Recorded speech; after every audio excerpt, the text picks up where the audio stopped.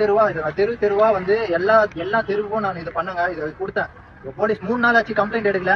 இது என்ன பண்றதோ தெரியாம நானே ஸ்டெப் எடுத்தேங்க. அந்த கேமரால பார்த்தா இந்நேரத்துக்கு அவனை பிடிச்சிருக்கலாம். என் வண்டி ஹலோ எவ்ரிவன். 17ஆம் தேதி பெரம்பூர் ரயில்வே ஸ்டேஷன், அதாவது 4th பிளாட்ஃபார்ம் கிட்ட பார்க்கிங் ஒன்று இருக்கு. 3:30 மணிக்கு நான் வண்டி விட்டேங்க, என்னோட ராயல் என்ஃபீல்டு வண்டி விட்டேன்.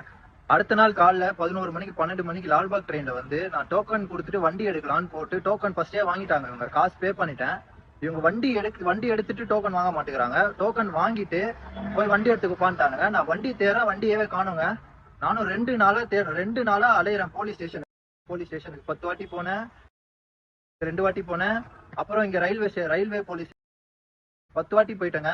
இது எங்க லிமிட் இல்ல, 3 அடி வெளியே வருது, இது எங்க லிமிட் இல்லைன்னு சொல்லிட்டு காமிச்சாங்க. 3 அடி உள்ள வருது, இது எங்க ரயில்வே தான் போகணும்னு சொல்லிட்டு 10 வாட்டி என்ன சுத்த விட்டாங்க.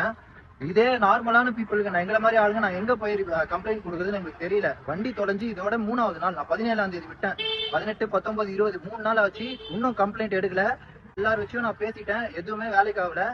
என்ன பண்றதுன்னே தெரியல. இப்ப எனக்கு இங்க போலீஸ்ல வந்து கம்ப்ளைண்ட் கொடுத்துருக்கேன். கம்ப்ளைண்ட்டை ரிசீவ் மட்டும் தான் பண்ணாங்க தவிர கம்ப்ளைண்ட் எதுவுமே வாங்கல, கம்ப்ளைண்ட் எதுவுமே எழுதல இவங்க.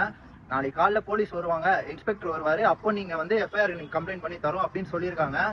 எனக்கு தெரியலங்க, இது இந்த டோக்கன் வச்சு என்ன பண்றதுன்னு எனக்கு தெரியல. நான் சேஃப்டிக்கு தான் நாங்க விடுறேன், இல்லைன்னா வெளியவே நான் விட்டு போயிடுவேன்.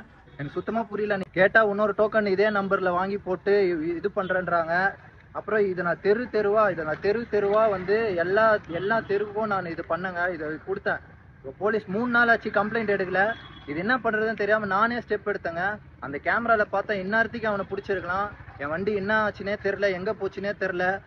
இதனால நான் வந்து கமிஷனர் ஆபீஸ் தான் போய் கம்ப்ளைண்ட் பண்ணணும்னா, எனக்கு எதுக்கு இந்த மாதிரி போலீஸ் ஸ்டேஷன் எனக்கு தெரியல. எங்க போய் நான் கம்ப்ளைண்ட் கொடுக்குறது, எங்களை மாதிரி ஆட்கள் எங்க போய் கம்ப்ளைண்ட் கொடுக்குறதுன்னு தெரியல.